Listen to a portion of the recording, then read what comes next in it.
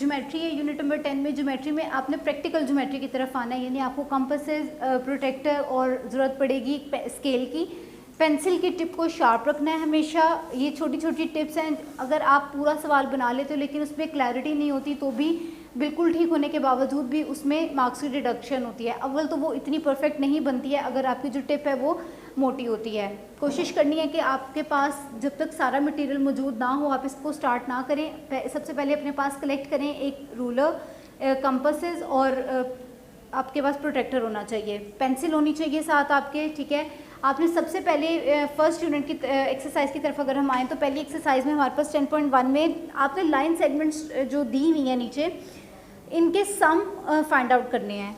सम यानी कि इन दोनों को ऐड करने के बाद एक्चुअल लेंथ क्या बनती है वो बतानी है। हमारे पास पहली लेंथ है AB, दूसरी लेंथ है CD। पहला सवाल है, आपने क्या करना है, आपने सबसे पहले तो AB को मेजर कर लेना है। मेजर करने का तरीकाकार क्या होगा, आपने अपनी जो कंपास है उसकी एक टिप को यहाँ पे रखना है और दूसरी साइड पे पेंसिल लगा लेनी है, ठीक है।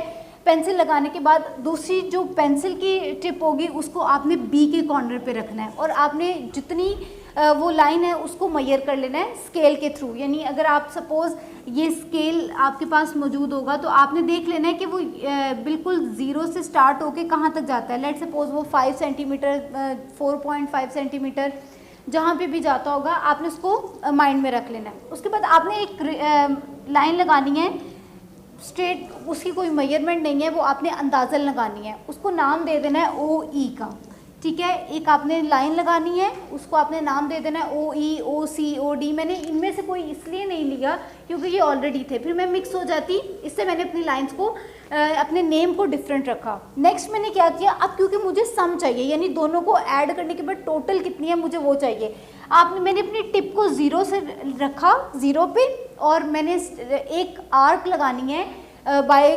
कंपास। कैसे, जितनी लेंथ मेरी A और B की थी उतनी मैंने 0 से रख के लगा दी। वो सपोज़ यहाँ पे लगी विच इज़ OX, उसे मैंने नाम दे दिया OX का।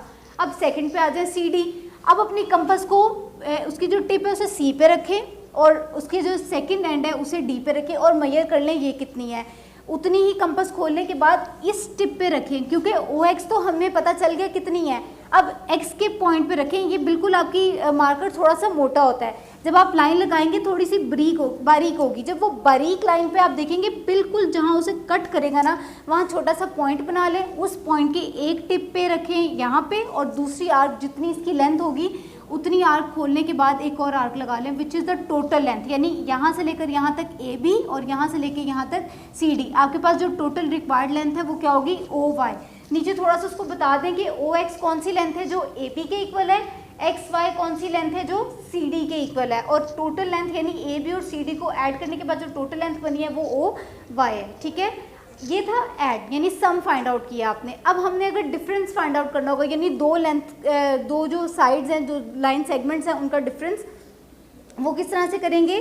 क्वेश्चन नंबर 2 देखिए, हमारे पास दो लेंथ है AB और अगेन CD।